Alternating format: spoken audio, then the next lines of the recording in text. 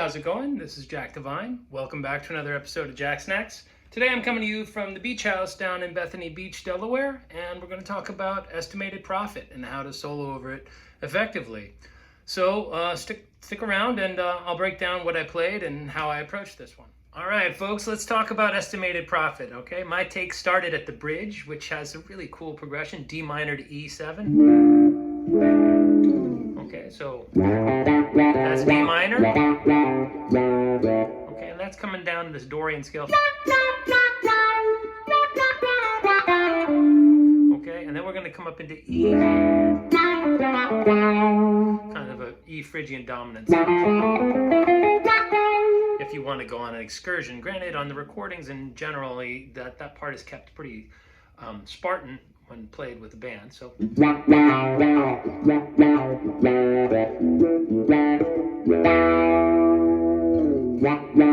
like that. But if you get bored,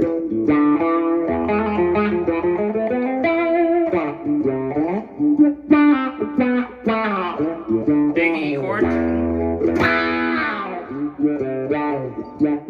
Okay, and now F. So those three notes of the F triad, F, A, C.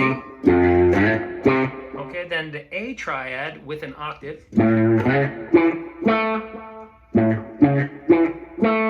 Okay, so that makes those three plus these four notes make the bar of 7. 1, 2, 3, 1, 2, 3, 4. Makes 7, right? The whole song's in 7/4.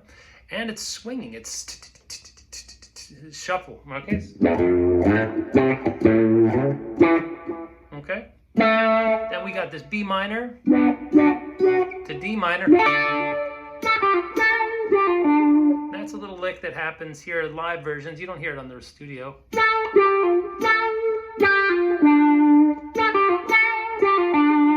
Then we go back 2 frets and play the exact same sequence. Then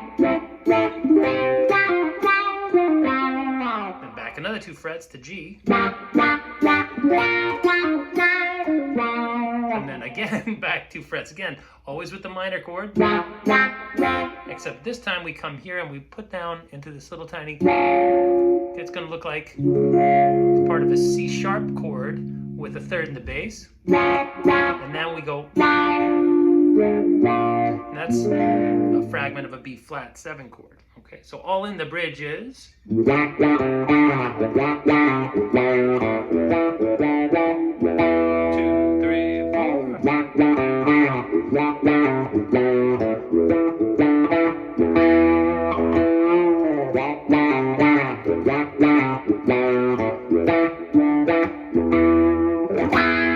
B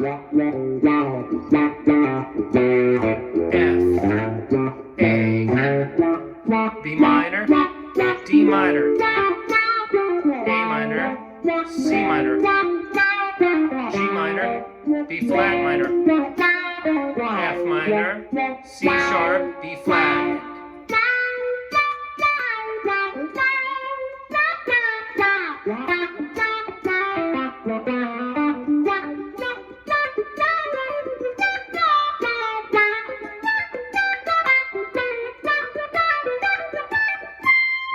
Okay, and we'll get into the licks in a second, okay? Some really fun stuff that happens over this next section.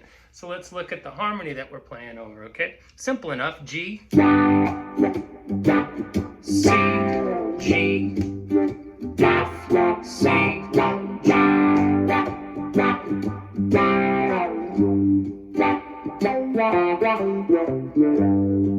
So set up a loop. That's what I have.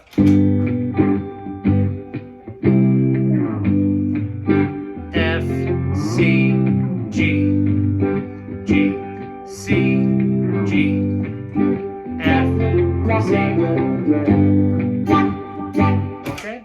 Simple enough to set that up. Just think about 7, okay? 1, 2, 3, 4, 5, 6, 7. 1, 2, 3, 4, 5, 6, 7.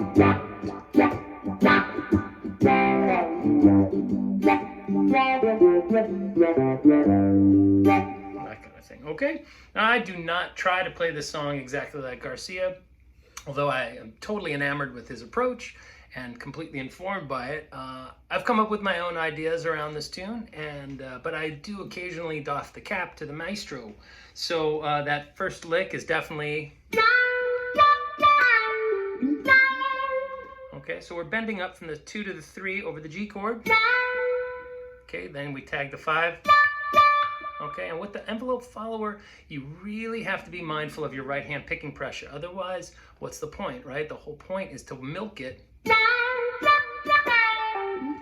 Okay, and then you want to really kind of be mindful of how hard you're picking because you're opening the wah effect, okay? So that's over the C chord. I come up and tag the tonic, but I slide up on the D string, kind of like that, on the D string up to the 3rd of the C chord. So G, C, then over G again. So I'm bending from the 5 to the 6 of the G chord. Oh, sorry, like that. And it's one of these kind of Hendrix moves. It's much easier for me to do fast than slow, actually.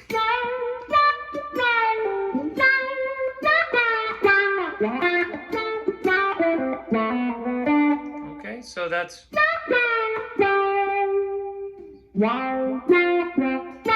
That's the F triad.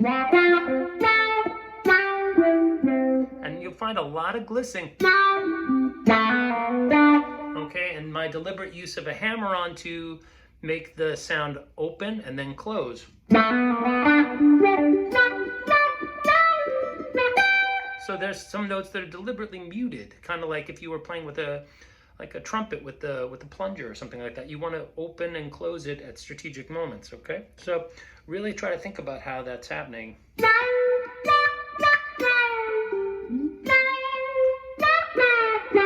Now that kind of move is going to be challenging for a lot of folks. That's going to be a bend up with the ring finger. And then we grab it with the middle finger on the G string once bent up.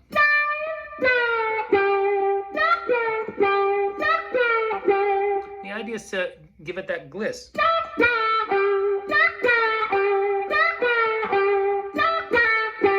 You can play it a lot of different ways. I just happen to do it that time.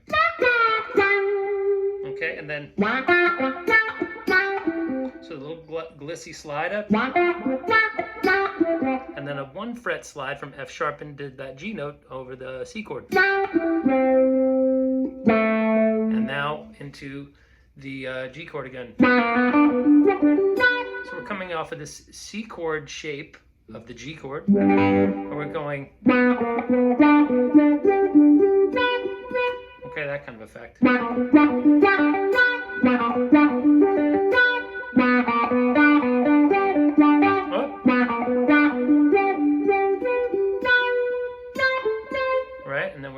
slide up to the third of the C chord. That kind of a thing.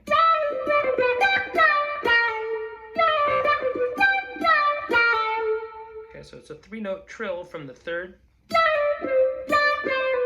with a little peel pivot kind of idea. Okay. Reach up and grab the G, and then bend again from 6 down to 5. Again, we're looking for these opportunities to open the filter and then have it shut on strategic notes. So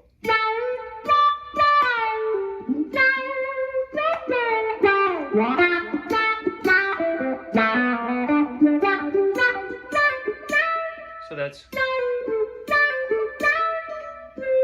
see how I'm doing that little trill there? Right? So there's 3 notes chromatically, and then the little pivot. Back to the third of the G, and then reach up and grab the actual root, and then we're going to pull down from. Okay, and then we're gonna get even a little fancier and come back to the flat 3, and go back to the 9 of the G chord. So all in, we would have.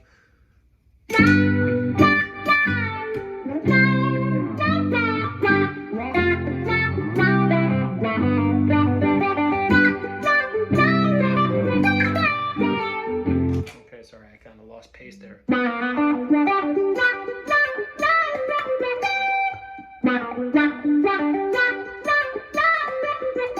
That's the. We really have to kind of isolate some of these licks a little bit to get them smooth and flowing into the next. That's one of the tricks about this tune, in my opinion, is because they've shaved off the end of that last bar. It's not an 8-bar phrase. It's only got well, not 8 bars, but it's only got 7 quarter notes in it, right? So we've got a little less time to do our phrasing. So it tends to create this effect of kind of this funneling effect of ideas. They get crammed up easily at the end of the line. So.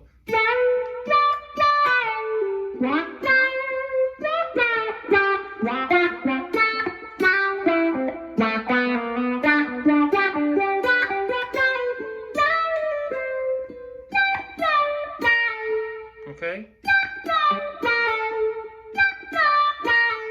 That's going from the 11th fret B string to the 10th fret B string. And then we're going to go. Okay, and that's going to be the B, this kind of F chord shape.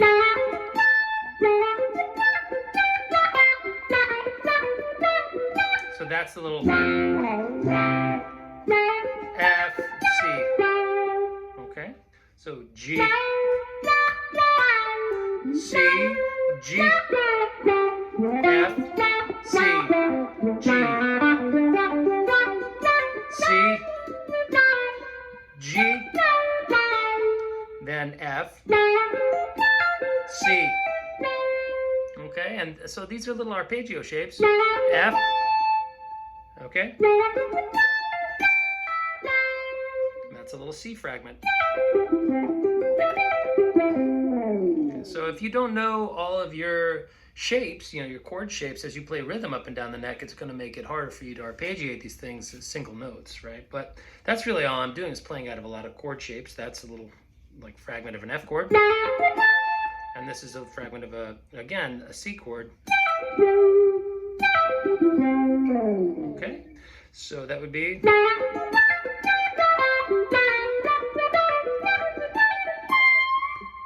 Now that looks kind of fast, okay? So we're going to come in on this flat 3.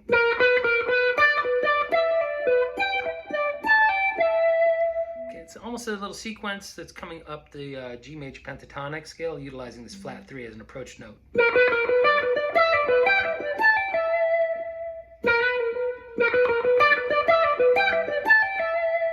Okay, so that would be.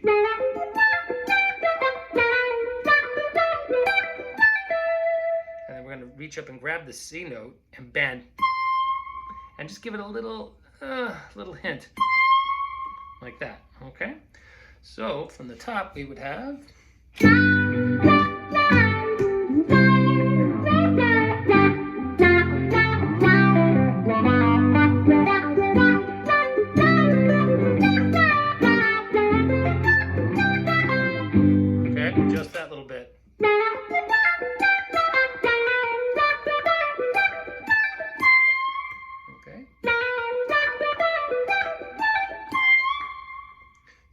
I'm giving it just that little bit of on the way up there from the 4 to kind of pushing it to a flat 5 sound, which leads to this next idea of kind of doing a little blues number, okay? Up until this point, we've been kind of hammering the major pentatonic over the G chord with a little flat 3 in it.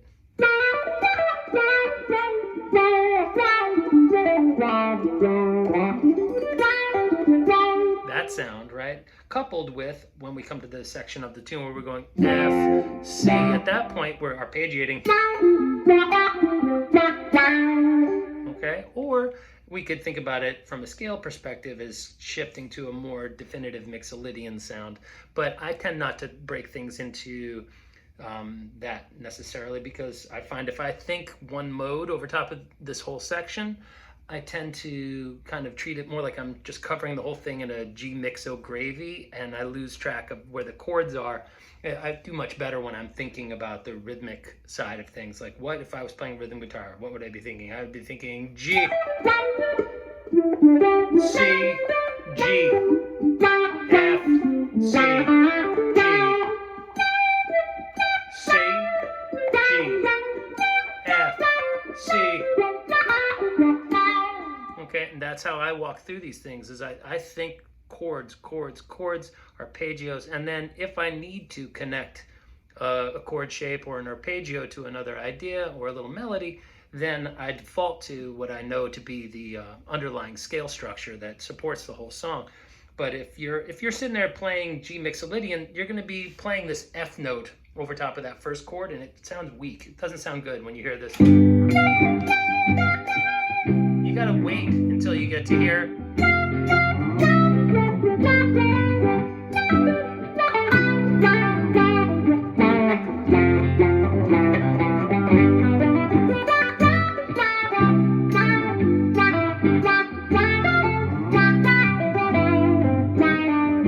A little bit of a clam there. So my suggestion is that you think G mixolydian only on the second half of the progression if you must. But better still to think G major pentatonic with a flat 3. And then think about playing an F arpeggio to a G arpeggio. An F arpeggio to a C arpeggio. Okay. Now, what am I doing coming up here? I'm just going. That's what I'm doing, sorry. That. Pull off between E and D. Then I run back to the third.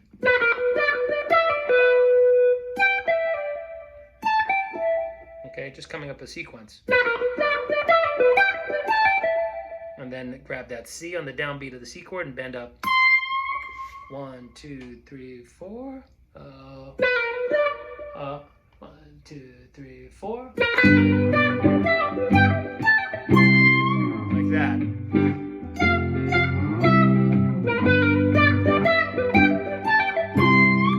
So try looping it and practicing with the looper.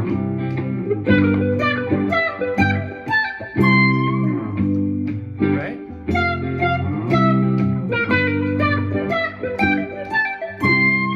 This is the way I build vocabulary over the years, is like figuring out how to solo over something, coming up with an approach, some solo ideas, and then really digging in deep with the looper, phrase by phrase by phrase by phrase, to make sure it works. People often ask me, like, how in the world did you get where you are? And I'm like, 42 years A is the first answer. So don't expect it to happen overnight. But using the looper over the last, 20 years has been a super huge help, because you can break it out into just the section of the song that you're having struggles with, okay? So let's take it again from big. So you can see how I'm just kind of relying on the major pentatonic scale and whatever is the low-hanging easy fruit here.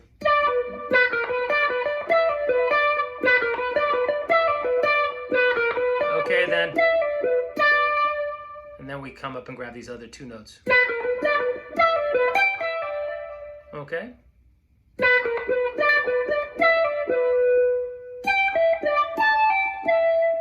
And then grab the C. Okay, and then we're gonna go, so that would be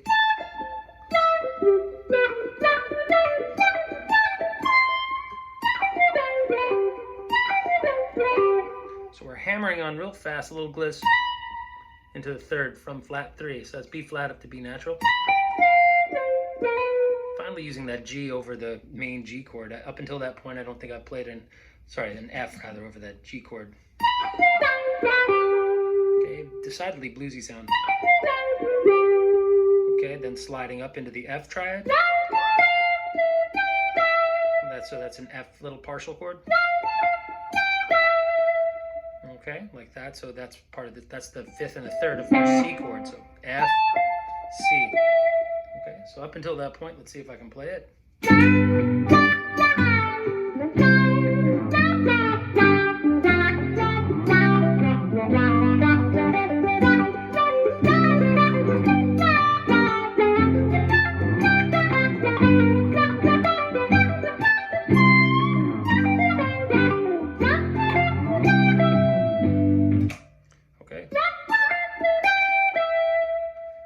So that's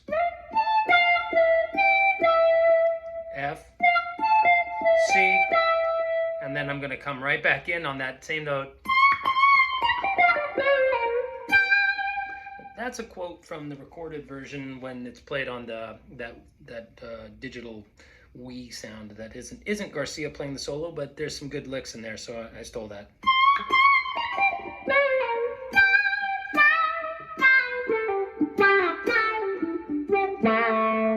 Okay, so that whole section, again, we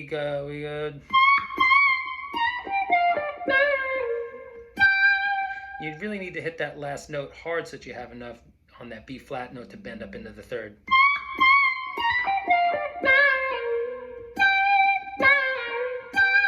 See how I'm bending up that last little bit?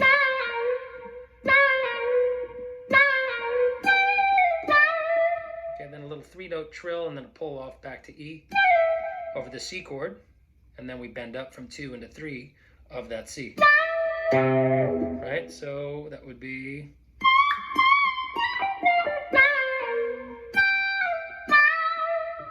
okay, and then over the G chord. Okay, so that's starting on the 13th fret B string, pull off, and then I really hammer that G, if I'm not mistaken. Okay, then we come to the flat 3. Flat 3, 2, 1, 6, 5, 1, and then okay, and that's the 2 with a little. Again, keep bringing that blues sound into it, so it's not quite so super happy. You want to toughen it up a little bit. So.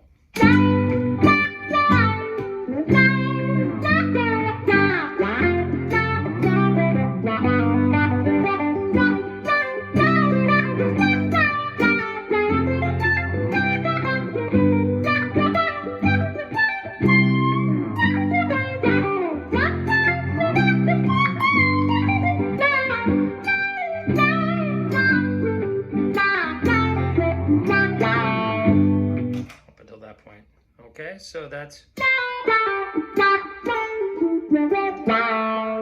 on the D string, 5th fret. Okay, then we're going to come up and do this. So what am I doing? Let's turn off the filter so you can kind of hear that.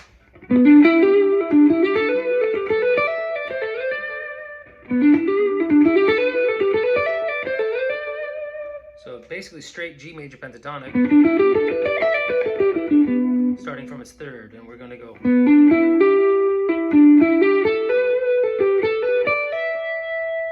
Okay, and at this point, we're about to hit the C because we're playing into the C chord and then slide up. So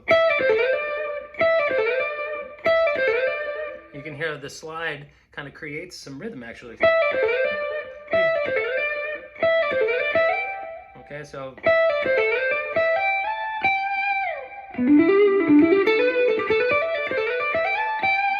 that's the lick.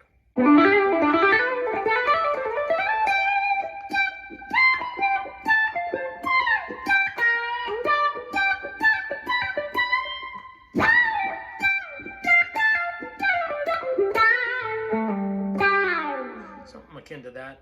I think I go into that Hendrix thing right around there. So let's look at that, okay? Okay, and then...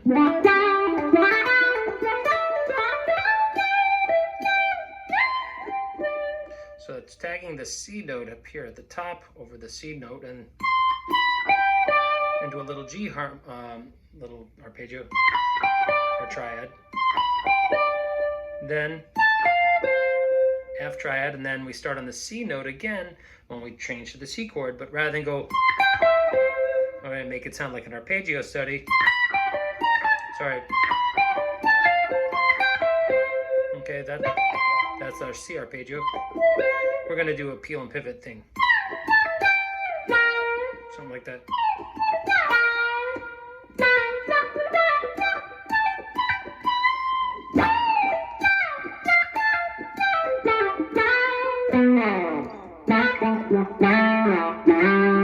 Again, G major pentatonic, and then over top of that, it seemed sensible to kind of superimpose that Hendrix line, okay? So let's take it from...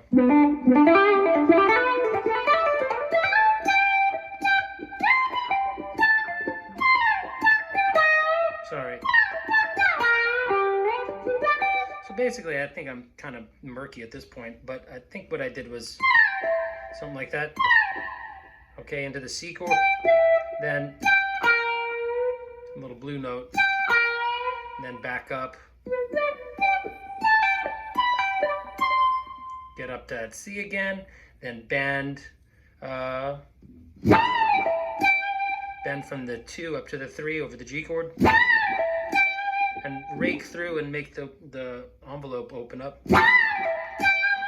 Okay, kind of atypical for the Garcia sound to do that aggressive rake. Then the F, C chord. Okay. That's it. That's the ending. Okay, if I recall, that's what I played. So let's see if I can put all this together. It's definitely tough.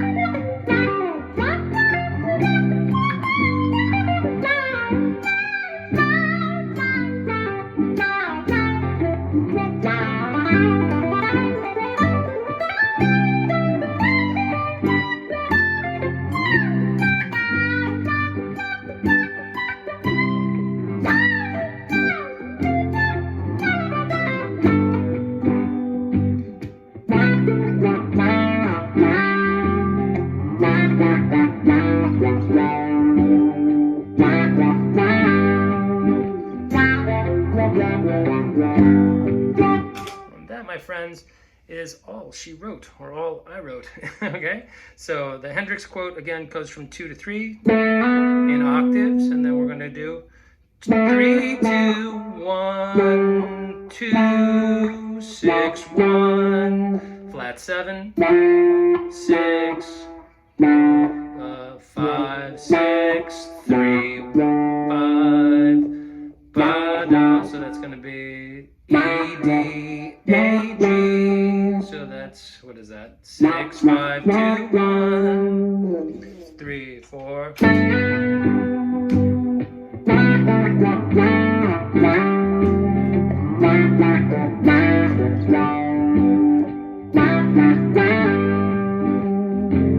Okay, so that song is not in 7/8 or 7/4 as this tune is, but by lopping it off and just being a little strategic with the timing, you can basically quote it in context. Granted, it's a different key and different time signature, but everybody recognizes that, and I just thought it was fun when I was doing it, so I went for it. And then we're at the end, you know. F, C. Now, bear in mind that this tune doesn't actually progress like that, so playing that little thing, you know, is kind of just me goofing off over the loop. If we were playing for real, we would probably be looking at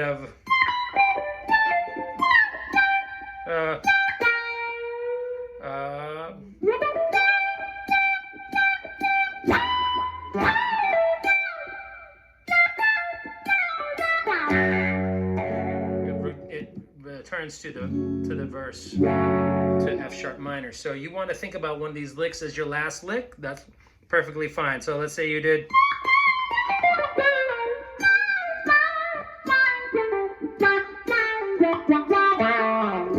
My time coming, like that kind of thing. All right, brilliant song written by Weir Barlow. Probably their crowning achievement as a songwriting team, in my opinion. And certainly emblematic of all that's cool about the wonderful and dyslexic brain of Bob Weir. Incredible writing, actually, to have it work out in 7 so beautifully and feel so great. And no song of theirs sounds as much like Summertime to me. So I thought I would kick off the summertime lesson season with you guys with this in-depth look at how to solo over estimated profit. Once again, this is Jack Devine signing off from the beach. And if you're doing well, hey, that's great. I can't wait to hear from you in the comments section. And if you're interested in lessons, obviously feel free to reach out to me via email. I'll put my email at the end there. If not, just to, share, like, and subscribe. Please subscribe. I've noticed about 50% of the people watching these vids don't subscribe. Do me a solid, guys. Hit that subscribe button. I hate to be a huckster, but what the hell. All right, have a great day, and I look forward to seeing you soon. All right, more lessons to come. Cheers.